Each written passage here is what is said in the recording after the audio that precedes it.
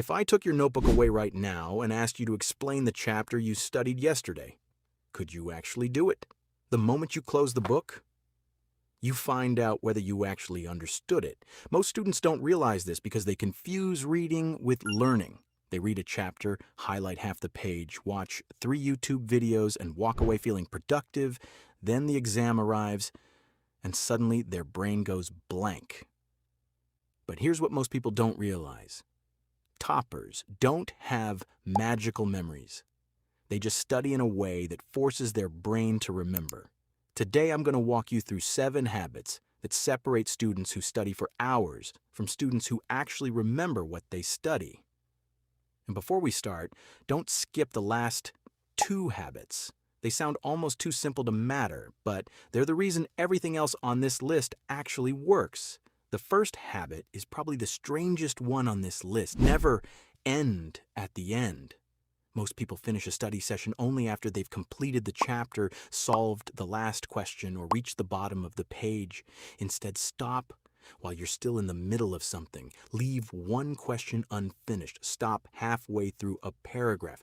Close your book when there's still a little left to do. It sounds backward, but your brain naturally wants to complete unfinished work. So when you sit down the next day, it doesn't feel like you're starting from scratch. It feels like you're picking up where you left off.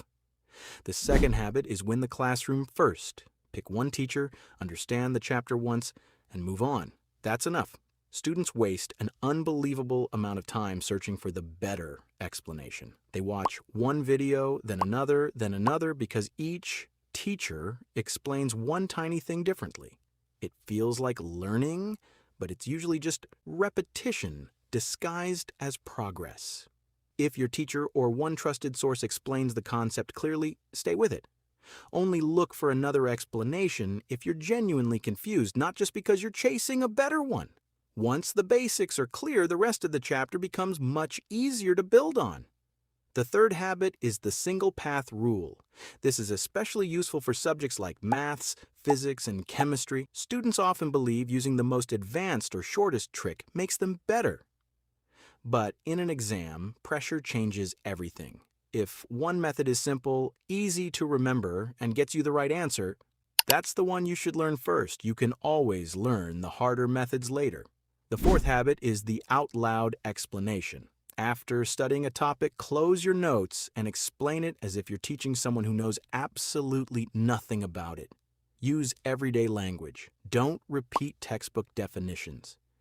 If you suddenly stop because you don't know how to explain the next step, you've just found the exact place that needs more attention. Reading can create the illusion that you understand something simply because you've seen it before. Explaining it out loud removes that illusion almost instantly. The fifth habit is closed book recall. This one usually feels uncomfortable, and that's exactly why it's so effective. Once you've finished a chapter, close every book, every note, and every tab. Then try to write down or say everything you can remember without looking at anything.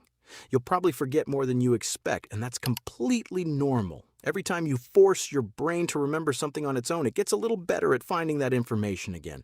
That's why students who keep rereading their notes often remember less than students who regularly test themselves. The sixth habit is the MCQ gauntlet.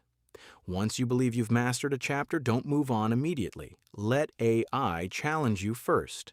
Ask it to generate difficult MCQs, application-based questions, assertion-reason questions, or questions designed to confuse you.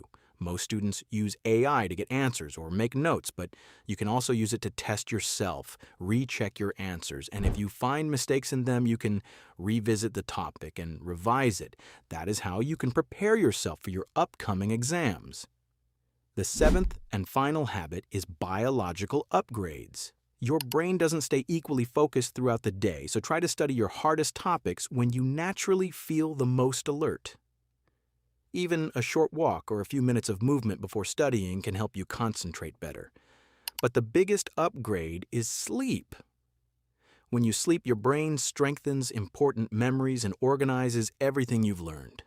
If you keep sacrificing 7 to 8 hours of sleep every night, you'll only make it harder to focus and remember things in the long run. If you take care of your brain is going to take care of your grades. You do not need to study for longer hours. All you need to do is study in a way that works with your brain. And don't waste your time on searching for the best study trick or creating the perfect timetable. Instead, just follow a few simple habits that will eventually make you a smarter learner. Since you've watched all 7 habits, don't try them all at once. Start with one today, then add another tomorrow. If you like this video, don't forget to hit the like button and subscribe to the channel. I'll see you in the next one.